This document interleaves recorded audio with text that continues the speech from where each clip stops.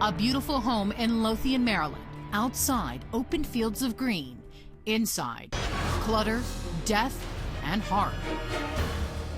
We thought as homicide investigators we were responding to a murder-suicide. Down in the basement, a pretty 25-year-old girl viciously stabbed to death. Upstairs, a 40-year-old father of 5 dead from a single gunshot wound. But as detectives comb through the crime scene, they unearth a mystery. The home was not easily searched. It was not a tidy home. It was not an organized home. And buried in the clutter, a clue. Upstairs in Anthony's bedroom, hidden amongst the stacked VHS cases and only inches from a Holy Bible, a .45 caliber bombshell.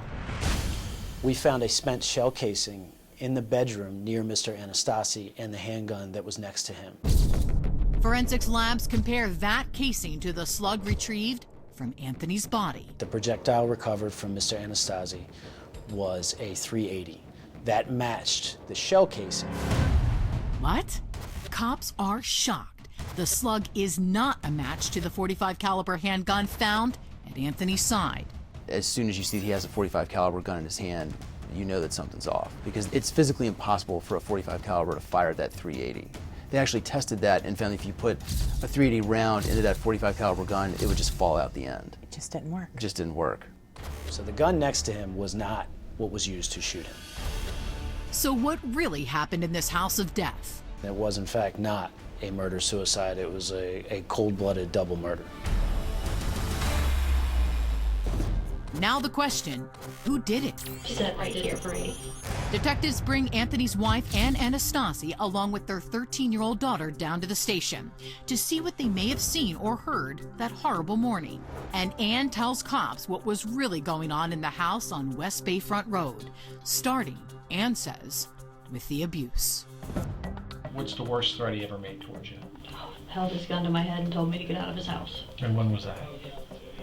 That would have been a couple months ago. Okay. And I'm told if I ever tell the police about it, I ever tell anybody about it, he's going to kill me and whoever I tell. Very controlling relationship is what she described, but also, by some accounts, a caring, loving, nurturing father. It just depended on who you talked to, and the children respected and loved him. And apparently, the 25-year-old in the basement also loved Anthony Anastasi. Ann says Jacqueline Riggs wasn't just a house guest. The family friend was likely more than just a friend to the husband.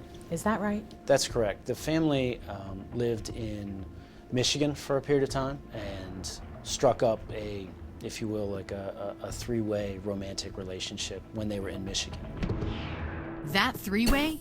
Anthony, Ann, and Jacqueline Riggs? The reported from Ann was some intimate contact, but that Ann was not a fan of that, and so after that one incident, she refused to participate in that ever again.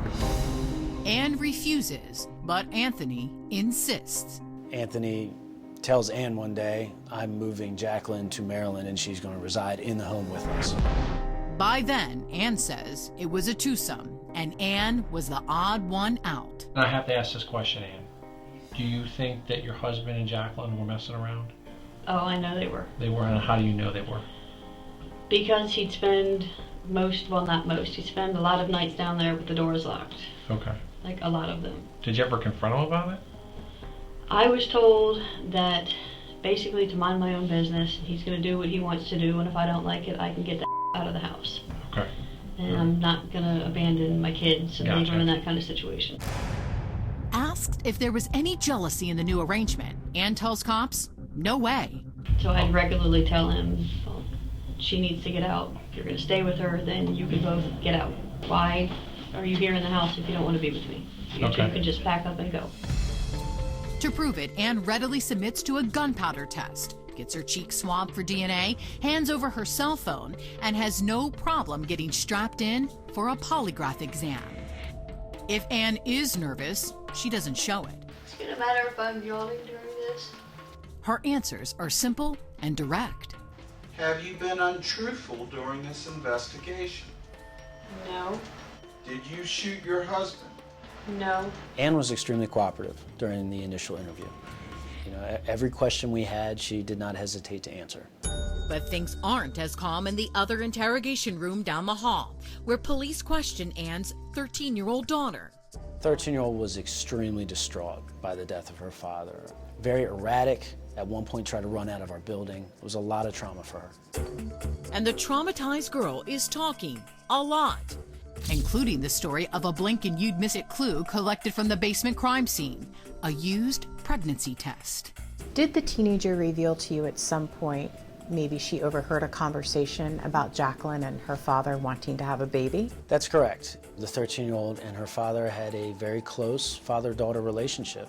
And we think when she overheard her father and Jacqueline talking about possibly having another baby, it definitely fueled some jealous rage. Then, cops take a look at the girl's cell phone and compare it to Anne's. We were actually getting back a lot of detailed text messages between Anne, her 13-year-old daughter, and another person of interest who developed from a phone number. That's when Anne's story started to fall apart a little bit.